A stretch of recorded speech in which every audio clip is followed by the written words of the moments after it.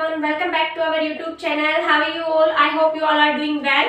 Guys, we were learning about tense. हम किसके बारे में पढ़ रहे थे? हम पढ़ रहे थे टेंस के बारे में, काल के बारे में। मैंने आपको क्या बताया था? टेंस को हिंदी में कहते हैं काल। काल यानी समय। टेंस को हिंदी में क्या कहते हैं?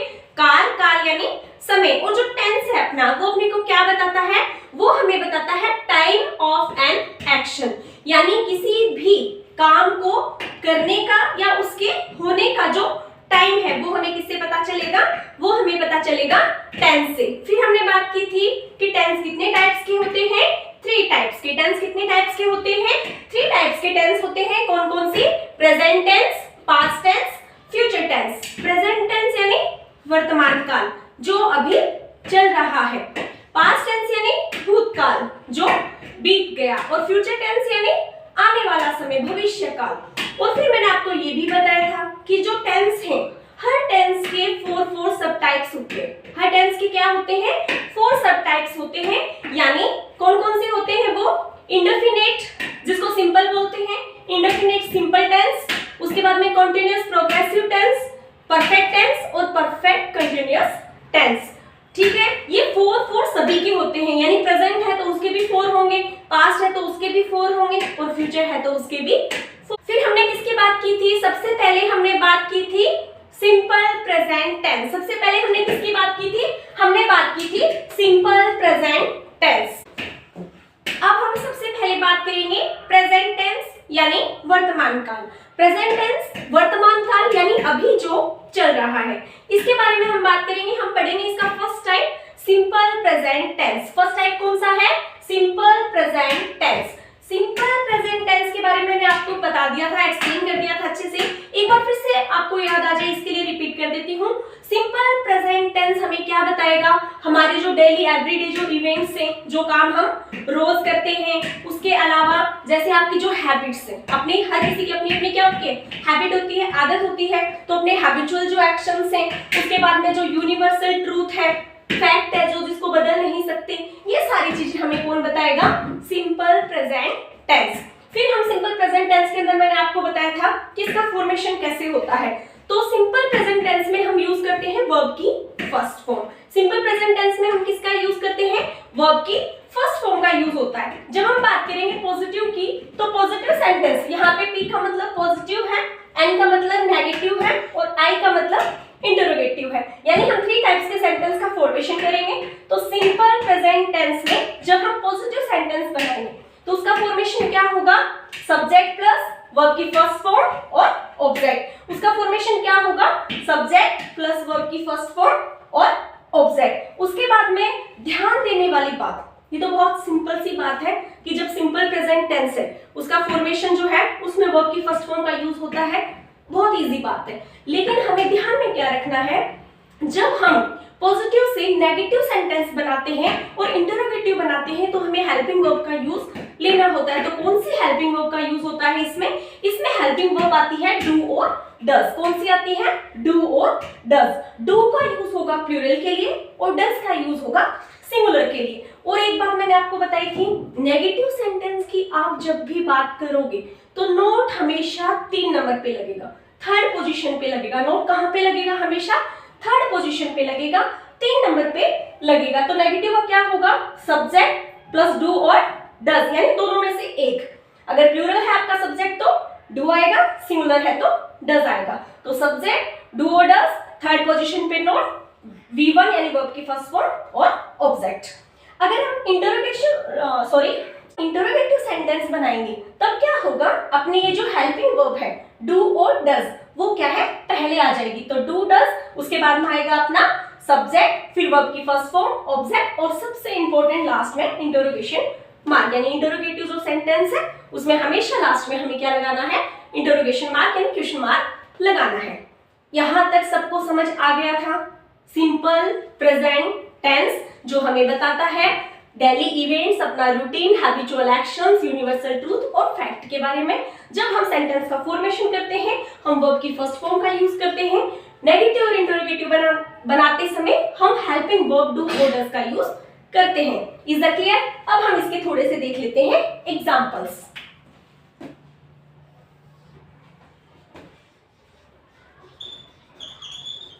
एग्जाम्पल्स। P, यहाँ पे P का मतलब है, मैं यहाँ पे P लिख रही हूँ, P का मतलब है पॉजिटिव। तो इसका फर्स्ट एग्जाम्पल हम लेंगे मोहन प्लेज फ्लूट। और क्योंकि सिंपल प्रेजेंट टेंस की हिंदी में पहचान क्या होती है, अंत में आएगा। हिंदी के जो वाक्य होंगे उनके अंत में आएगा ता है, ती है, ते है। तो इसको देखो, मोहन प्लेज फ्लूट यानी मोहन बांसुरी बजाता है, ता है। ठीक है, मोहन सिंगुलर है, इसलिए हमने वर्ब की जो फर्स्ट फॉर्म है उसको क्या है, सिंगुलर लिया है। आगे अपना ऑब्जेक्ट है। अब जब हम इसका नेगेटिव बनाएंगे, एंड का मतलब यहाँ पे नेगेटिव है, तो क्या करेंगे हम, सब्जेक्ट मोहन। अब मोहन अकेला है इसलिए किसका यूज करेंगे, डज। मोहन डज, और मैंने कहा है नोट हमेशा थर्ड नंबर पे लगेगा, तो क्या आएगा थर्ड पोजीशन पे, not. Mohan does not play, क्योंकि हमने हेल्पिंग वर्ब डज का यूज किया है, तो प्लेस जहां पे है वहां पे एस हट जाएगा, यहाँ पे क्या आएगा, play. Mohan does not play flute, Mohan does not play flute. अब हम इसका बनाएंगे इंटरोगेटिव सेंटेंस। इंटरोगेटिव सेंटेंस बनाएंगे तो इसमें क्या ध्यान में रखना है, जो आपने हेल्पिंग वर्ब नेगेटिव सेंटेंस में यूज में ली है, सब्जेक्ट के अकॉर्डिंग वही सबसे पहले आएगी। तो does Mohan play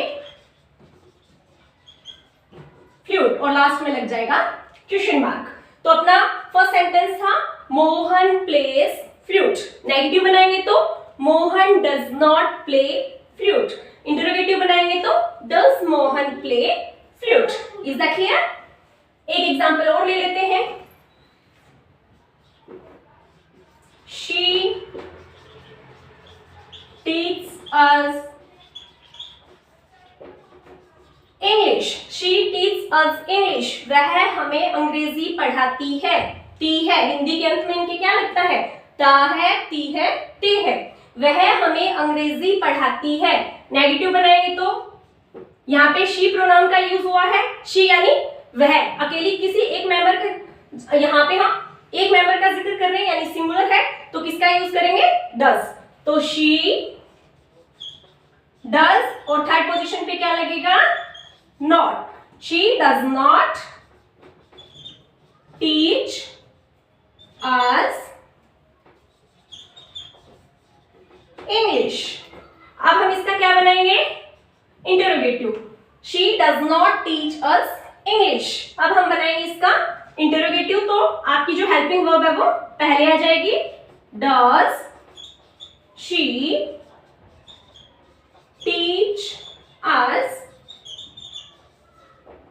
does she teach us English, और लास्ट में लग जाएगा question mark, does she teach us English. ये है अपना सिंपल प्रेजेंट टेंस। इसकी वर्कशीट आपको मिल जाएगी, प्रैक्टिस करने के लिए इसकी वर्कशीट डाल दूंगी मैं, उसमें अच्छे से आपको प्रैक्टिस करनी है। एक बार फिर से रिपीट कर देती हूँ, सिंपल प्रेजेंट टेंस जिसके हिंदी वाक्यों की पहचान होती है, उनके अंत में आता है ता है, ती है, ते है, या फिर है अगर सीधा आ रहा है, जैसे you are a good boy, आप एक अच्छे बच्चे हो, है ना, या फिर she is a good girl, वह एक अच्छी बच्ची है।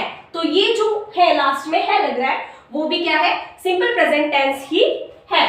The sun rises in the east, तो क्या आप इसको आप चेंज थोड़ी कर सकते हो, यूनिवर्सल ट्रूथ जो फैक्ट है वो सिंपल प्रेजेंट टेंस से अपने को बताएगा, इसको अपन चेंज नहीं कर सकते कि आज ईस्ट में है कल वेस्ट में, पॉसिबल नहीं है। The earth revolves around the sun, अब ऐसे थोड़ी है कि भाई पृथ्वी तू तो चक्कर लगाते लगाते थक गई होगी, एक काम कर तू रुक जा, सन को लगाने दे, पॉसिबल है क्या, नहीं, वो यूनिवर्सल ट्रूथ है, हम उसको चेंज नहीं कर सकते। तो इन चीजों को एक्सप्रेस करता है सिंपल प्रेजेंट टेंस।